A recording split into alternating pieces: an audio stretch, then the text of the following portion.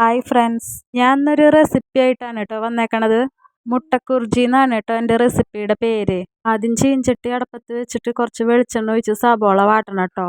ഇതിലേക്ക് സബോള വാട്ടാൻ വേണ്ടിയിട്ട് അരിയുമ്പോൾ നല്ല നൈസായിട്ട് അരിയണം കേട്ടോ, എങ്കിലേ ഇതിൻ്റെ ടേസ്റ്റ് കിട്ടുള്ളൂ കേട്ടോ. 1/2 ടീസ്പൂൺ ഉപ്പും കൂടി ഇട്ട് കൊടുക്കണേ. ഉപ്പിട്ട് കഴിഞ്ഞ് സബോള പെട്ടെന്ന് വാടുമല്ലോ, അപ്പോൾ അതിനാണ് കേട്ടോ ഉപ്പിട്ട് കൊടുത്തത്. ഇനി വേണ്ടത് തക്കാളിയും പിന്നെ പച്ചമുളകാണ് കേട്ടോ.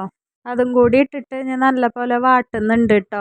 സബോളയും തക്കാളിയും പച്ചമുളകും കൂടി ഒരുവിധം വാടി വരുമ്പോൾ വേണം കേട്ടോ മുട്ട ഇട്ട് കൊടുക്കാൻ. സബോളയും തക്കാളിയൊക്കെ നല്ലപോലെ വഴന്ന് വന്നിട്ടുണ്ട്, അപ്പോൾ ഞാൻ മുട്ട ഇട്ട് കൊടുക്കുകയാണേ. ഇനി തീ കൂട്ടി വെച്ചിട്ട് നല്ലപോലെ ചിക്കി വറക്കണം. മുട്ടയും ഒരുവിധം ആയി വരുമ്പോൾ അതിലേക്ക് കുരുമുളക് പൊടിയാണ് കേട്ടോ ഞാൻ ഇട്ട് കൊടുക്കണത്. കുരുമുളക് പൊടി ഇടുമ്പോൾ ലോ ഫ്ലെയിം ആക്കണേ. എന്നിട്ട് നല്ലപോലെ ഒന്ന് ഇളക്കി കൊടുക്കണം. അത് ഇളക്കി കൊടുത്തില്ലെങ്കിൽ അതിൻ്റെ അടി കരിഞ്ഞു പോവും. മുട്ടക്കുറിച്ച് ഇവിടെ റെഡി ആയിട്ടുണ്ട് കേട്ടോ. എല്ലാവരും ഇത് തീർച്ചയായും ട്രൈ ചെയ്ത് നോക്കണം, എന്നിട്ട് എനിക്ക് കമൻറ്റിലൂടെ അറിയിക്കണേ. ഇന്നത്തെ വീഡിയോ ഇത്രയേ ഉള്ളൂ. അടുത്ത വീഡിയോയുമായി നാളെ കാണാം കേട്ടോ.